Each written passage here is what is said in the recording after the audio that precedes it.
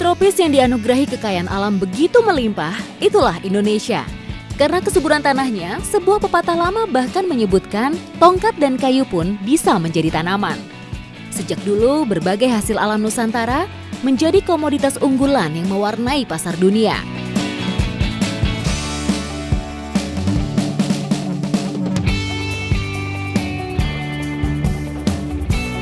Salah satunya tebu yang sudah menjadi komoditas penting sejak berabad-abad lalu.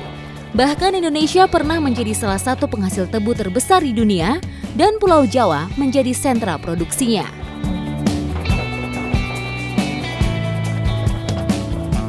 Hingga kini, perkebunan tebu di Pulau Jawa masih memegang peranan penting dalam produksi gula nasional, walaupun gula Indonesia tak lagi mendunia.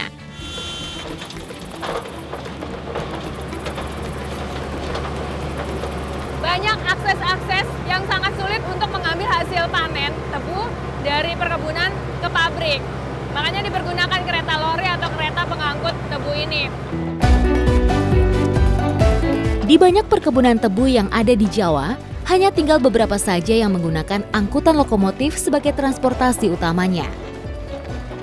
Dulu lokomotif tua ini menjadi transportasi andalan mengangkut tebu dari kebun menuju pabrik. Namun saat ini sudah mulai tergantikan dengan angkutan seperti truk. Musim panen tebu hanya datang sekali dalam setahun. Agar tebu bisa selalu panen, maka dibedakan waktu tanam dengan selisih 1 bulan dan pada saat curah hujan sedang rendah. Berkurangnya areal perkebunan tebu di Indonesia menjadi salah satu faktor kenapa produksi gula nasional kita menurun secara drastis. Kualitas gula yang dihasilkan dari tebu sangat dipengaruhi oleh faktor cuaca.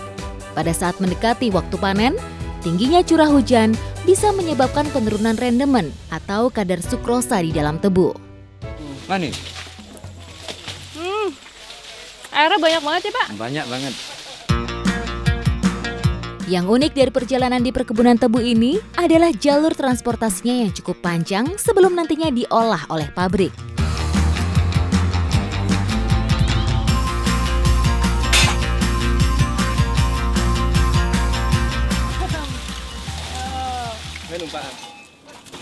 Nanti kalau udah nyampe di tengah-tengah, diisi sama tebu-tebu, diangkut keluar menggunakan sapi ya Pak? Pakai sapi. Setelah itu baru dilanjutin pakai lokomotifnya.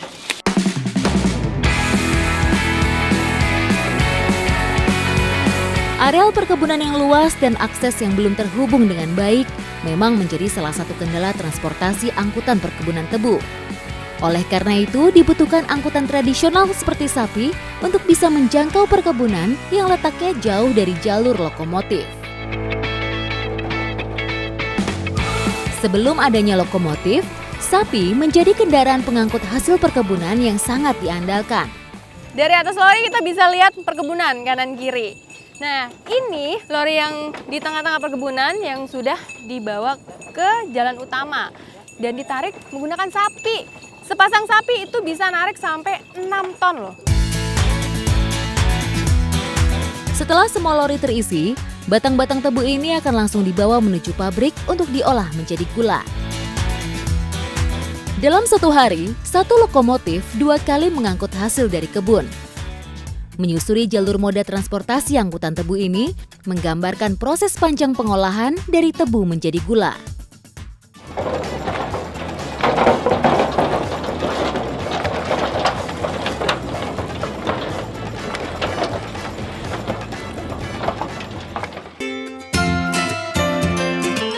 Tidak semua hasil kebun dijual oleh petani langsung ke pabrik. Banyak di antaranya yang menjual tebu ke pengolahan rumahan di sekitar perkebunan. Bukan untuk dijadikan gula pasir, tapi gula merah yang biasa dikonsumsi oleh masyarakat di sekitar perkebunan. Selain dijadiin gula pasir, biasanya tebu bisa dijadiin gula merah juga. Nah, ini salah satu alternatif penghasilan masyarakat selain bahan baku tebu itu dijual langsung ke pabrik. Nah, caranya ini tebunya diperes ya Pak ya, diperes airnya, kemudian baru dibilangnya digodok ini untuk tahap pembersihan. Jadi kalau misalnya kita lihat tuh ada busa-busa hitam, ini harus dibuang Kalau nggak dibuang, nanti hasil gula merahnya jelek atau warnanya jadi nggak bagus. Nanti setelah itu baru ke tahap berikutnya.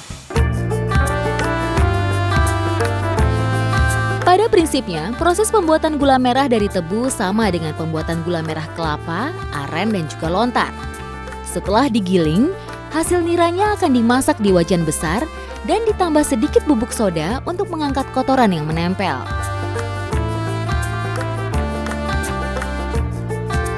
Penguapan dilakukan secara bertahap dengan memindah nira dari satu wajan ke wajan lainnya yang disusun secara berderet sampai niranya menjadi kental.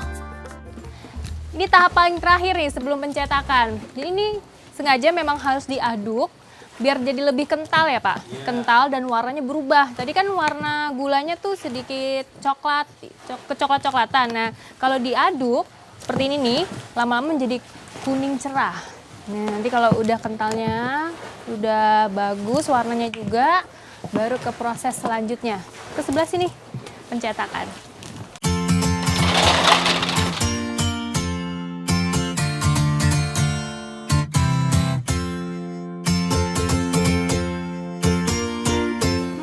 Rasanya kalau gula merah yang dibuat dari tebu itu beda rasanya seperti dari kelapa ataupun aren. Saya kalau dari kelapa dia manisnya manis asin ya, ada asin-asinnya. Kalau aren pasti ada pahit-pahitnya. Kalau yang dari tebu manisnya ini manis banget. Kalau orang Jawa dibilangnya legi ya, legi rasanya.